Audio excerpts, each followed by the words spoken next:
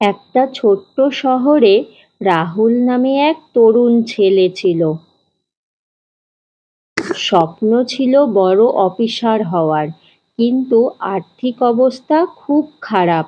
বাবার ছোট্ট দোকানে মাঝে মাঝে সাহায্য করত, কিন্তু মনে হতো আমি জীবনে কিছুই করতে পারবো না।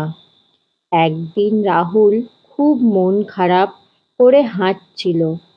হঠাৎ রাস্তার পাশে একটা ছোট্ট বাচ্চা দেখল, যার এক পায়ে জুতো আছে, আরেকটা পা খালি।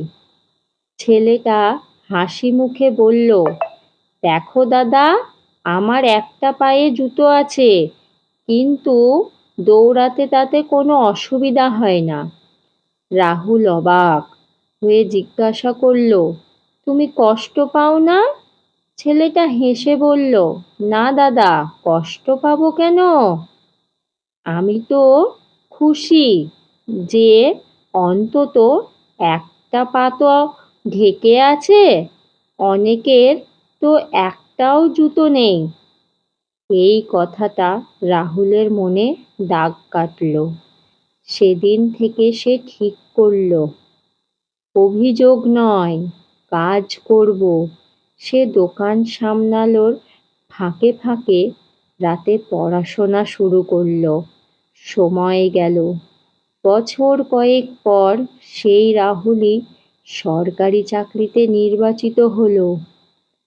প্রথম বেতনের টাকা হাতে পেয়ে সে বাবার দোকানে গেল আর বাবাকে একটা নতুন জুতোর বাক্স দিল। বাবা অবাক হয়ে বলল, এটা কি রে?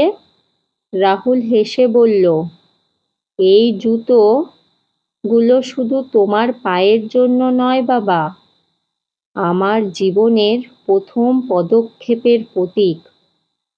তারপর সেই নিজের পুরনো ছেঁড়া জুতোগুলো তাকের উপর রেখে দিল, যেন ভুলেও না ভোলে যে শিক্ষা একটা পুরনো জুতো দিয়েছিল একদিন।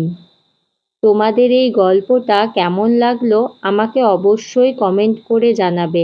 আর আমরা এই গল্পটা থেকে শিখলাম, তোমার যা আছে তাতেই তুমি খুশি থাকতে শেখো, তাহলে তুমি একদিন দূরে যেতে পারবে।